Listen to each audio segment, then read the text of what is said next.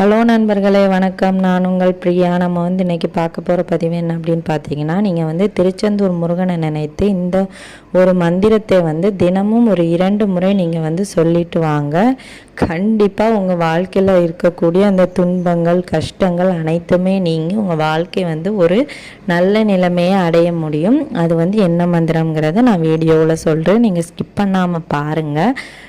அதுக்கு முன்னாடி நீங்கள் இந்த பதிவை பார்க்கக்கூடிய முருக பக்தர்களாக இருந்தீங்க அப்படின்னா, ஓம் சரவணபவா போற்றிங்கிறத கமெண்ட் பாக்ஸில் கமெண்டாக போஸ்ட் பண்ணுங்கள். நம்மளோட சேனலை இது வரைக்கும் சப்ஸ்கிரைப் பண்ணாமல் பார்த்துருந்தீங்க அப்படின்னா மறக்காமல் சப்ஸ்கிரைப் பண்ணி வச்சுக்கோங்க.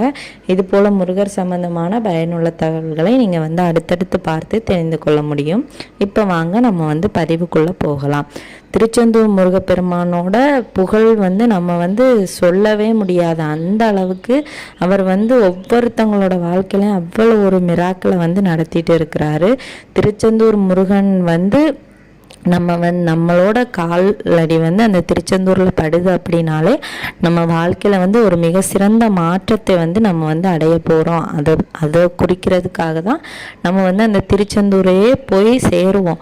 அதே மாதிரி ஒரு சில பேருக்கெல்லாம் அடிக்கடி திருச்செந்தூர் போகிறதுக்கான வாய்ப்புகள் கிடைக்கும். அவங்கெல்லாம் ரொம்பவும் பாக்கியம் பண்ணவங்கன்னே நம்ம சொல்லலாம். நம்ம ஒரு சில பேருக்கெல்லாம் ரொம்ப ட்ராவல் டைம் அதிகமாக இருக்கிறனாலே நம்ம என்னைக்காச்சும் ஒரு நாள் பிளான் பண்ணியிருப்போம். ஆனால் அன்னைக்கு கூட நம்மளால் போக முடியாது.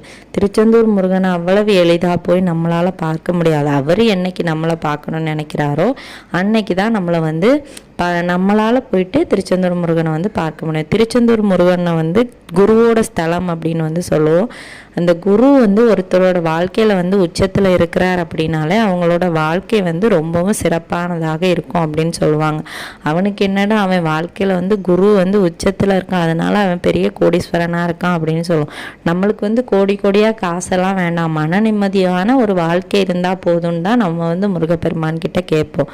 ஒரு சில பேருக்கு நோய் மூலமாக பிரச்சனையாக இருக்கும். ஒரு சில பேருக்கு திருமண வாழ்க்கை, ஒரு சில பேருக்கு குழந்தைகளோட படிப்புனால, குழந்தைகளோட உடல் நலத்தினால, அப்புறம் கணவன் மனைக்கு உடல் நலம் சரியில்லாமல் இருக்கும். ஸோ இந்த மாதிரி ஒவ்வொருத்தவங்களோட வாழ்க்கையிலையும் ஒவ்வொரு விதமான பிரச்சனைகளை சந்திச்சுட்டு இருப்பாங்க.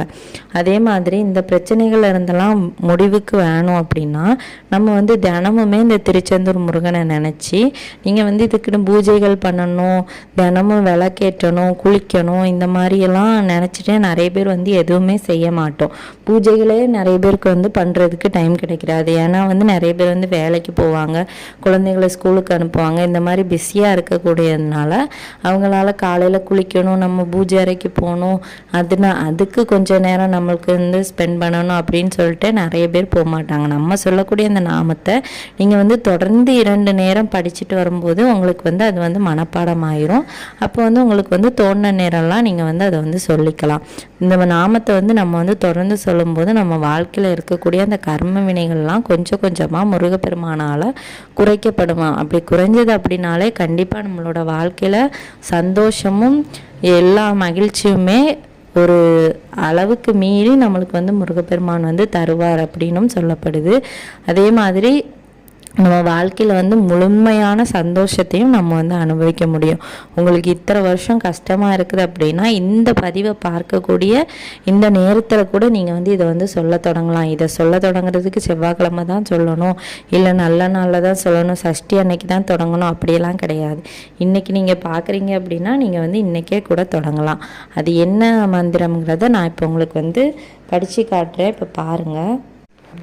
இப்போ நான் உங்களுக்கு ரீட் பண்ணுறேன். நீங்கள் இதை கேட்டுட்டு தொடர்ந்து நீங்கள் இதை சொல்லுங்கள்.